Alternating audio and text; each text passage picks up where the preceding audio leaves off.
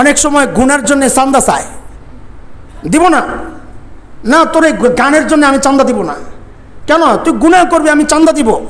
এই যে বিরত রইলেন না দিয়া, নবী বলেন ও মানা আলিল্লাহ, কাউকে দেয় না, বিরত থাকে আল্লাহর জন্যে। এই 4টা গুণ যদি কারো মধ্যে থাকে, কাউকে ভালোবাসে আল্লাহর জন্যে, ঘৃণা করে আল্লাহর জন্যে, দেয় আল্লাহর জন্যে, হ্যাঁ নিষেধ করে বিরত থাকে আল্লাহর জন্যে। নবী বলেন এই 4টা গুণ যার মধ্যে থাকবে ফাকাদ ইস্তাকমালাল ঈমান, বুঝতে হবে তার ঈমান পরিপূর্ণ হয়েছে। এই জন্য কখনো কাউকে ভালোবাসলে কার জন্যে বাসবো? বলেন বলেন। আমরা ইমাম সাহেবকে ভালোবাসবো তার চেহারা দেখা, কি জন্যে বাসবো? একজন ইমানদারকে ভালোবাসবো কিসের জন্যে? কাউকে যদি ঘৃণা করি, ঘৃণার মূল মানদণ্ড কি হবে? যদি দ্বীনের উপর না চলে আমি তার সাথে নাই, কোনো মহাব্বতের সম্পর্ক তার সাথে নাই, এটা দ্বীনের চাওয়া। আমি কাউকে দিব আল্লাহর জন্যে, দেওয়া থেকে বিরত থাকবো কার জন্যে? এই জন্যে নেশার বিষয়ে কাউকে সহযোগিতা করা, এটা প্রমাণ করে আমার ইমানের দুর্বলতা, আমার ইমানের দুর্বলতা। হ্যাঁ, এই জন্যে বাবা ভাই আমি আবারও বলছি, আল্লাহর হস্তে এই ভয়ঙ্কর পাপাচার থেকে আমরা বিরত থাকবো ইনশাআল্লাহ তাআলা। ঠিক আছে না ইনশাআল্লাহ? কেন কেন? কারণ আল্লাহ বলেছেন যারা কোনো কাজ নিয়মিত করে আল্লাহ ওই গুনাহ থেকে তাদেরকে ছাড় দিবেন না। এটা তো হইলো যারা খায় তাদের কথা বললাম, তার চেয়ে আরও ভয়ঙ্কর আমি খাই না, কি করেন? বেচি আছে না? খায় না, কি করে? মানে খায় না, কি করে? বেচি পাইকারি সাপ্লাই দেয় না, গুনাহ করে পাইকারি। হ্যাঁ, গুনাহ করে পিডাও খাইবা পাইকারি, কবরে পিডাও খাইবা পাইকারি রেটে পিডা খাইবা। এটা কেমন কথা? আপনার ব্যবসার আর জিনিস নাই, আর জিনিস নাই ব্যবসা করার। হ্যাঁ, এটা কোনো মানুষের কাজ? নেশাদ্রব্য বিক্রি করা এটা কোনো মানুষের কাজ হইতে পারে না। শাস্ত্রের একটা জানোয়ার কথা বলে, এমন জানোয়ার যদি এই সমাজে থাকে, সামাজিকভাবে তাকে প্রতিরোধ করতে হবে ইনশাআল্লাহ। ও মুতাল্লি সাহেব শুনেন, খেয়াল করেন, আপনি এই যুবকগুলারে লাগাই দিবেন, আপনি সামনে থাকবেন, যদি দেখেন ওই জায়গায় নেশার দ্রব্য বিক্রি হয়, যাই ওরে আটকায়া পুলিশে দিবেন। পারবেন না ইনশাআল্লাহ? পারবেন না? এই জন্যে আমরা পুরো অঞ্চলকে নেশামুক্ত অঞ্চল ঘোষণা করলাম আজকে থেকে। হ্যাঁ হ্যাঁ ইনশাআল্লাহ। এই পুরো অঞ্চলকে আমরা কি মুক্ত অঞ্চল ঘোষণা করলাম? আপনারা রাজি তো? হ্যাঁ, এ পোলাপাট, এই গলির মুখে মুখে সাইনবোর্ড লাগাই দিবি, সাইনবোর্ড লাগাইয়া দিবি। কি সাইনবোর্ড? নেশামুক্ত অঞ্চল। পারবা না ইনশাআল্লাহ? এরপর যদি কেউ দেখো ভালো করে ধরবা, তুই সাইনবোর্ড দেখোস না, খাবি আরেক এলাকায় যাইয়া, বেচবি আরেক এলাকায় যাইয়া। আমাদের এলাকায় খাওয়াও চলবে না, বেচাও চলবে না।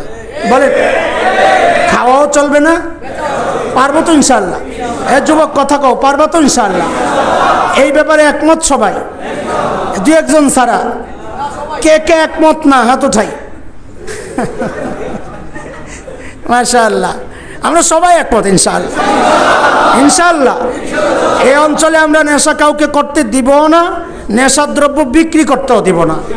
এই গোটা অঞ্চলকে আমরা নেশামুক্ত অঞ্চল ঘোষণা করলাম ইনশাআল্লাহ। মুরব্বীরা আপনারা তো ওই গ্রুপে না পড়েন যে এই বয়সে কি খাই, আপনার কি মনে হয়? খান না, আপনি ওই গ্রুপেও পড়েন না। খাই না, কি করি? বেচি। না না, এই গ্রুপেও আপনাকে আমরা চাই না। আপনি বাচ্চাদেরকে আটকাবেন, আপনার যেই বয়স আপনি বাচ্চাদেরকে আটকাবেন ইনশাআল্লাহ। বলেন ইনশাআল্লাহ? ইনশাআল্লাহ।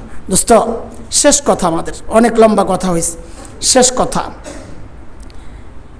এখানে যখন বসছি মন তো চাইতেছে যার করবো না, এত খারাপ কাজ। থুক, সবাই ঘৃণা করে, আমার মা ঘৃণা করে, আমার বাবা ঘৃণা করে, আমার বন্ধু ঘৃণা করে, আমার প্রতিবেশী ঘৃণা করে, দুনিয়ার ভালো মানুষ এই আলিম ওলামারা তারাও ঘৃণা করে। যা, এটা করবো না। হয়তো এমন একটা মানসিকতা এখন তৈরি হয়েছে।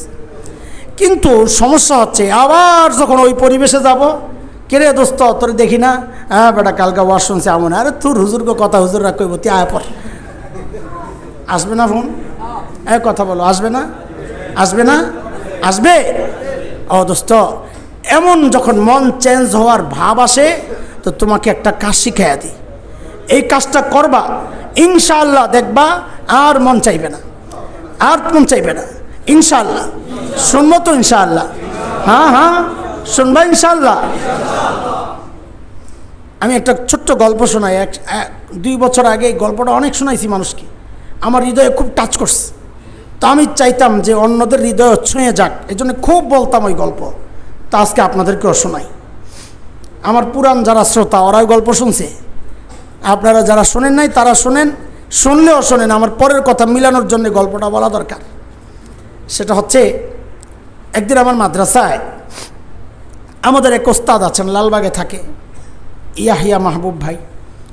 যারা তাবলিগ করেন তারা চিনবেন, লালবাগ তারা মসজিদ, চান্তারা মসজিদের সাথী। তো আমার মাদ্রাসায় পড়াইতেন, সায়েন্স ল্যাবরেটরি মাদ্রাসায়। একদিন মাদ্রাসার অফিসে আমাকে ডাক দিয়ে বলতেছে, ভাই একটা ভিডিও দেখাই আপনারে। আরও 4 বছর আগের কথা হবে। কি ভিডিও দেখেন? তো দেখি কোনো এক আরব দেশের একটা টেলিভিশনের প্রোগ্রাম, সাক্ষাৎকার পর্ব। একটা ছোট্ট বাচ্চার সাক্ষাৎকার, ইন্টারভিউ নিচ্ছে একজন। বাচ্চাটা একেবারেই ছোট্ট, বড় জোর 13-14 হবে বয়স। 13-14, খুব বড় বাচ্চা, ম্যাচুরিটি আসছে, বুঝ আসছে না, ছোট বাচ্চা। বাচ্চাটা অন্ধ। অন্ধর তো অনেক রকম ফের আছে। এই বাচ্চার অন্ধ হইল চোখগুলো ভেতরে দাবানো, গর্ত। তো বাচ্চাটাকে উপস্থাপক জিজ্ঞেস করতেছে, আচ্ছা তোমার যে চোখ দুইটা নাই, তুমি কি আল্লাহর কাছে এই নেয়ামত ফেরত চাও যে আল্লাহ আমাকে নেয়ামত ফেরত দেন? তো বাচ্চা দেখলাম কোনো রকমের চিন্তা ভাবনা ছাড়াই ভাবলেশীন বলে দিল যে না, আমি এই নেয়ামত ফেরত চাই না। তা আমি তো অবাক হয়ে গেছি, কিরে বলে কি? তো পরে বুঝলাম, আরে ছোট্ট বাচ্চা তো এখনো বুঝ আসে না এই যে চোখের নেয়ামতটা কত দামি। তা আমি তো ভিডিও দেখে অবাক হয়েছি, কিন্তু যিনি সামনাসামনি বসা তিনি তো আরও অনেক বেশি অবাক হওয়ার কথা, তাই না? তো তিনি অনেক অবাক হয়েই জিজ্ঞেস করলেন, লিমাজা, আরে কেন তুমি এই নেয়ামত ফেরত চাও না? এটা কেমন কথা? আরে বাচ্চাটার জবাবটা শুই না, আল্লাহ সাক্ষী, আমি সাথে সাথে কান্না করে দিছি।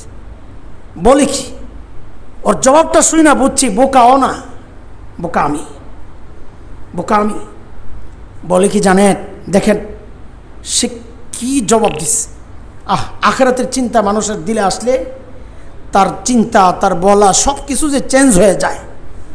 বাচ্চাটাকে যখন জিজ্ঞেস করলো, কেন তুমি এটা চাও না আল্লাহর কাছে ফেরত? তো বাচ্চা বলে কি, দেখেন যখন হাসরের মাঠে আমার ডাক পড়বে, একে একে ডাক পড়বে, আল্লাহর সামনে দিয়ে যাওয়া লাগবে সবার।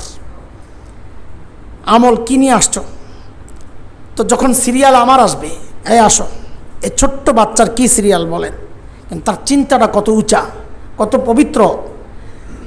বলে আমার যখন ডাক পড়বে, আমি দুনিয়ায় এই নিয়ামতটা এই জন্যে চাই নাই, সেদিন যখন আমার ডাক পড়বে সেদিন যেন আমি বলতে পারি আমি এটাকে জমা রাখছি।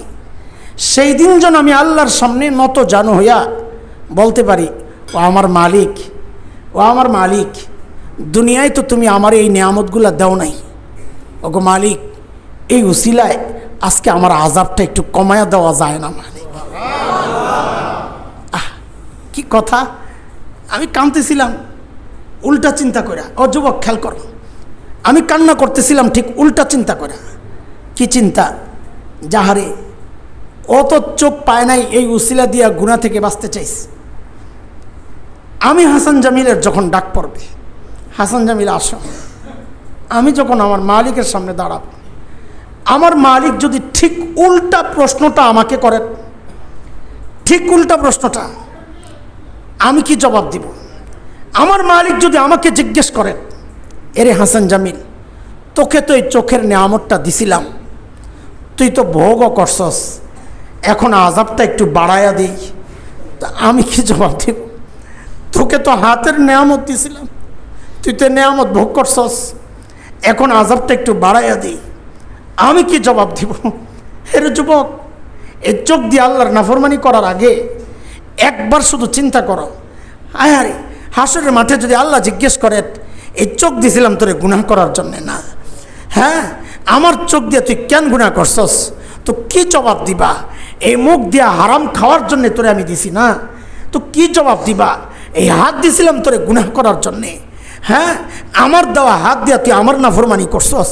আরে তোর এই চোখ তো তোর নায়ক নায়িকা দেয় নাই রে, চোখ তো দিছিলাম আমি আল্লাহ।